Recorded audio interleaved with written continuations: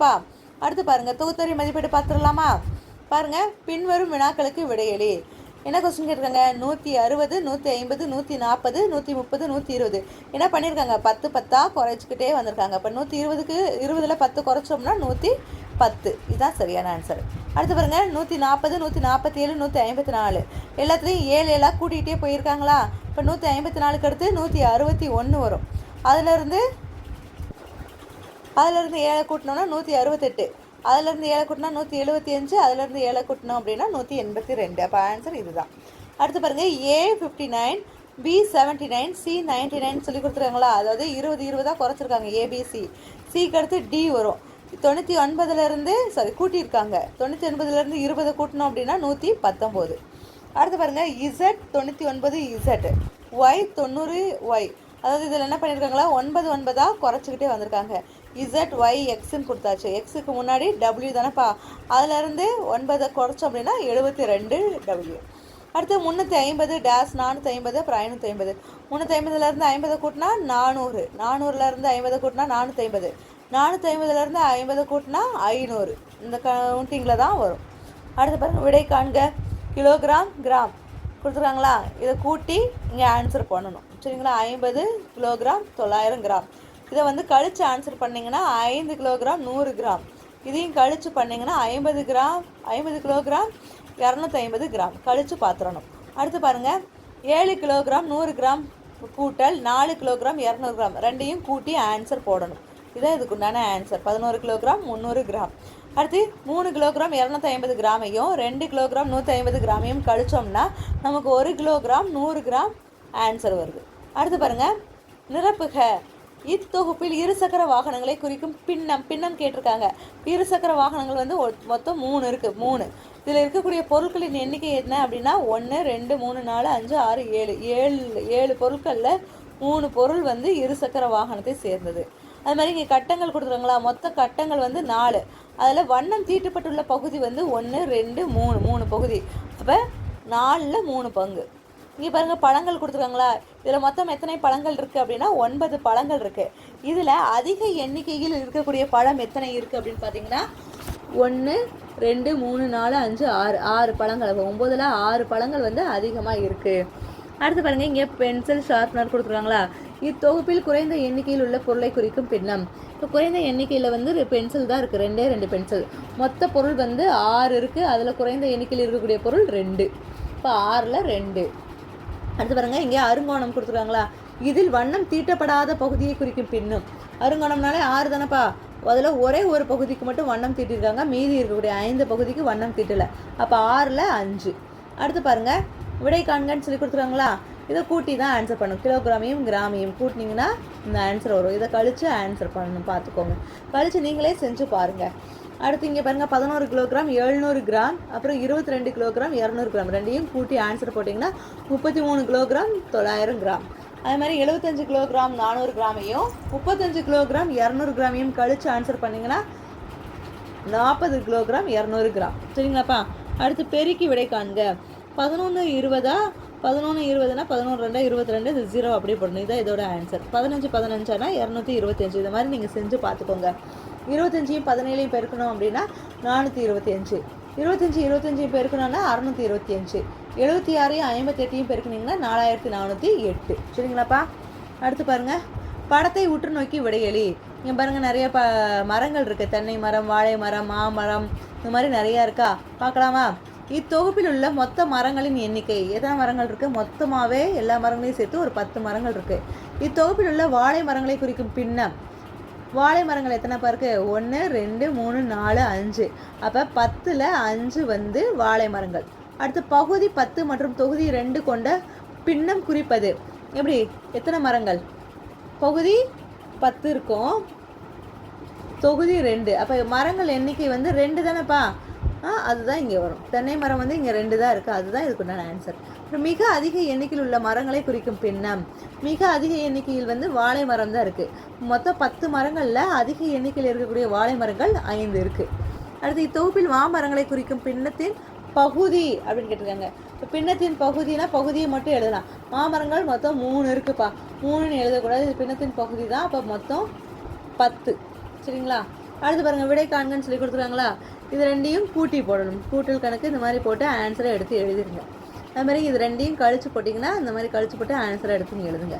அடுத்து பாருங்கள், அருள் 3 kilogram 500 gram apple, 2 kilogram 250 gram மாம்பழம் மற்றும் 1 கிலோகிராம் 50 கிராம் மாதுளை ஆகிய பழங்களை வாங்கினார் எனில் அவர் வாங்கிய பழங்களின் மொத்த எடை எவ்வளவு? இப்போ மொத்தம்னாலே நம்ம கூட்டி தான் போடணும். ஆப்பிள் பழம் எவ்வளவு, மாம்பழம், மாதுளை எல்லாம் போட்டு எல்லாத்தையும் கூட்டிங்கன்னா 6 கிலோகிராம் 800 கிராம் வந்து அவர் மொத்தமாக வாங்கியிருக்காங்க. அடுத்து பாருங்கள், 40 கிலோகிராம் அரிசி மூட்டையிலிருந்து 27 கிலோகிராம் 750 கிராம் விற்றுவிட்டால் மீதமுள்ள அரிசியின் எடை எவ்வளவு? 40 கிலோகிராம் ஒரு மூட்டையில் இருக்குது, அதில் 27 கிலோகிராம் 750 கிராம் வந்து விற்றுட்டாங்க. இப்போ மீதி எவ்வளோப்பா இருக்கும் பாருங்கள், அரிசி மூட்டையின் மொத்த எடை அப்படின்னு போட்டுறணும். அப்புறம் விற்கப்பட்ட அரிசி மூட்டையின் எடை எவ்வளவு? மீதி அப்படின்னாலே நம்ம என்ன செய்யணும், கழிக்கணும். ரெண்டையும் கழிச்சு விட்டிங்கன்னா மீதி எவ்வளோ இருக்கும்? 12 கிலோகிராம் 250 கிராம். சரிங்களாப்பா. அடுத்து பாருங்கள், முகிலனின் எடை 49 கிலோகிராம் 350 கிராம் மற்றும் கபிலனின் எடை 32 கிலோகிராம் 450 கிராம் எனில் கபிலனை விட முகிலனின் எடை எவ்வளவு அதிகம் அப்படின்னு சொல்லி கேட்டிருக்காங்களா. பாருங்கள், முகிலனின் எடை போட்டிருக்கணும், கபிலனின் எடை ரெண்டையும் கழிச்சு போடணும். ஏன்னா அப்போனா தானே யாரும் கபிலனை காட்டிலையும் முகிலனோட எடை எந்த அளவுக்கு அதிகமாக இருக்கும் அப்படின்னு சொல்லி பார்க்க முடியும். இப்போ எந்த அளவுக்கு அதிகமாக இருக்குன்னா, கபிலனை விட முகிலனுக்கு 16 கிலோகிராம் 900 கிராம் வந்து எடை அதிகமாக இருக்கும். சரிங்களா. அடுத்து பாருங்கள், பாதை வரைபடத்தை உற்று நோக்கி விடையளிக்க. இங்கே பாதை வரைபடம் கொடுத்துருக்காங்க. வங்கியிலேருந்து நிலாவின் வீடு, சந்தை, பூங்கா, நூலகம், பள்ளி, மருத்துவமனை, அஞ்சலகம். அதுக்கு கிலோமீட்டர் போட்டுக்கோங்க. மீட்டர் கணக்கில் தான் போட்டுக்கோங்க. அப்போ ரொம்ப கம்மியான தூரம் தான். சரிங்களா. கிலோமீட்டர்னால் ரொம்ப அதிகமான தூரம், மீட்டர்னால் அதை காட்டிலையும் குறைவான வடிவம். பாருங்கள், நிலா தனது வீட்டிலிருந்து பள்ளிக்கு குறைந்த தூர பாதையில் மிதிவண்டியில் சென்றாள் எனில் அவள் கடக்கும் தூரம் எவ்வளவா இருக்கும் அப்படின்னு கேட்டிருக்காங்க. இப்போ நிலா வந்து எங்கே இருக்குது, நிலாவின் வீடு இங்கே இருக்குது, அதுலேருந்து பள்ளிக்கு செல்லணும். பள்ளி எங்கே இருக்குது, இங்கே இருக்குது. பாருங்கள், பள்ளிக்கு இந்த மாதிரியும் வரலாம், இல்லை இப்படியும் வரலாம்லப்பா. இதில் இருக்கக்கூடிய மிக குறைந்த தூரம் எதுப்பா? இப்போ 3ஐயும் ஆட் பண்ணலாமா? 400 கூட்டல் 200 அப்படின்னாலே 1100 மீட்டர். இங்கே பார்த்தீங்கன்னா இதுவே 1200 1450 வந்துருச்சு. இப்போ இந்த இருக்கக்கூடிய இந்த மீட்டர் கணக்கெல்லாம் கூட்டி இங்கே போட்டிங்கன்னா எது கம்மியாக வருதோ அதுதான். அடுத்து, நிலாவின் வீட்டிலிருந்து வங்கி வழியாக பள்ளியை அடைவதற்கு கடக்கும் தூரம். நிலாவின் வீட்டிலிருந்து வங்கி வழியாக இந்த சைடு இந்த வழியாக பள்ளியை அடைவதற்கு கடக்கும் தூரம் நம்ம இதெல்லாம் கூட்டணும். 700 500 700 கூட்டல் 500 கூட்டல் 250 எல்லாம் கூட்டினீங்கன்னா 1450 மீட்டர்.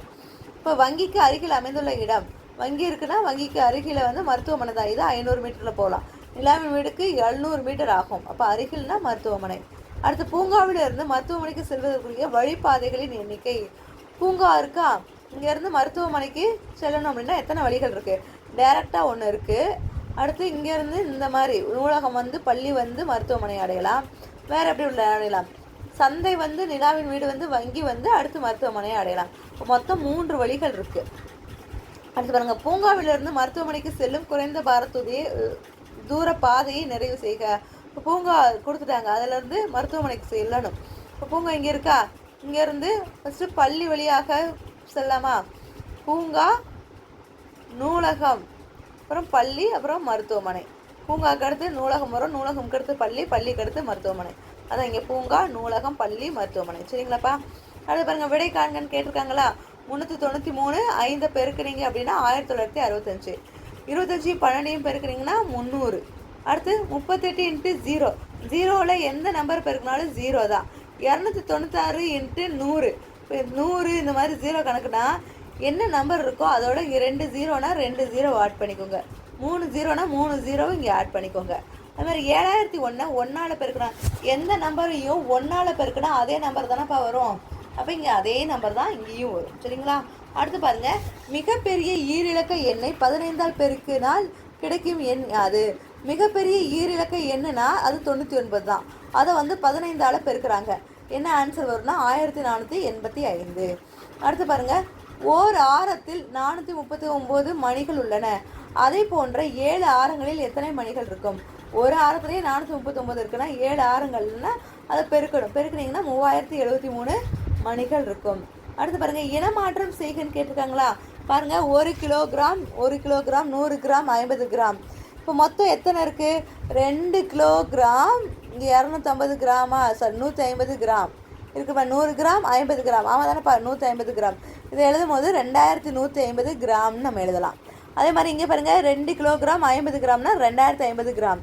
இங்கே 5 கிலோகிராம் 200 300 சாரி 200 100 50 கிராமில் இருக்குன்னா, அப்போ 200 கூட்டல் 100னா 300, 300 கூட்டல் 50 அப்படின்னா 350, 5350 கிராம். சரிங்களாப்பா.